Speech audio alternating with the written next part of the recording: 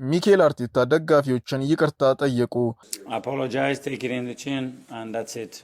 What I'm trying to do is give our best to the club, give the best possibility to our players, and I know the atmosphere, the fans, the support, the energy in the stadium is the best in the world. We have a much better chance. I don't think that there is any other possibility to perform better than when you have that kind of support, but then we had to respond, and we had moments in the first half where we did it, and there were other moments that we were on our level, so then we have to apologize to them and improve for sure. የመድፈኞቹ አሰልጣኝ ሚኬል አርቴታ ለደረሰባቸው ሽንፈት ደጋፊዎችን በይፋ ይቅርታ ጠይቀዋል።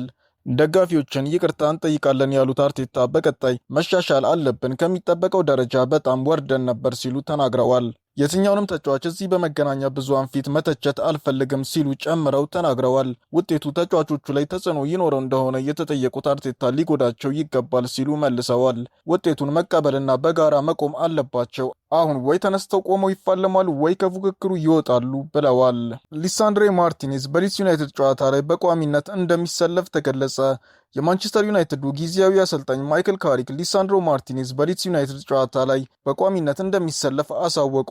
ዩናይትድ ከሊድስ ጋር ለሚያደርገው ጨዋታ ተከላካዩ ሃሪ ማጓየር በቅጣት ምክንያት የማይሰለፍ መሆኑ ይታወቃል። አሰልጣኝ ካሪክ በሰጡት መግለጫ የአርጀንቲናው ተከላካይ ሊሳንድሮ ማርቲኔዝ ለኦልድ ትራፎርድ ጨዋታ ዝግጁ የመሆን እድሉ ሰፊ መሆኑን ተናግረዋል። ማርቲኔዝ በባት ህመም ምክንያት ያለፉትን 5 ጨዋታዎች ያመለጠው ሲሆን ለመጨረሻ ጊዜ የተሰለፈውን ባለፈው የካቲት ወር ከዌስትሃም ጋር በተደረገ ጨዋታ ነበር። ተጫዋቹ ከዓለም አቀፍ የብሔራዊ ቡድኖች ጨዋታ እረፍት በፊት ይመለሳል ተብሎ ቢታሰብም በልምምድ ወቅት በገጠመው መጠነኛ ህመም ሳይሰለፍ መቆየቱ ይታወሳል።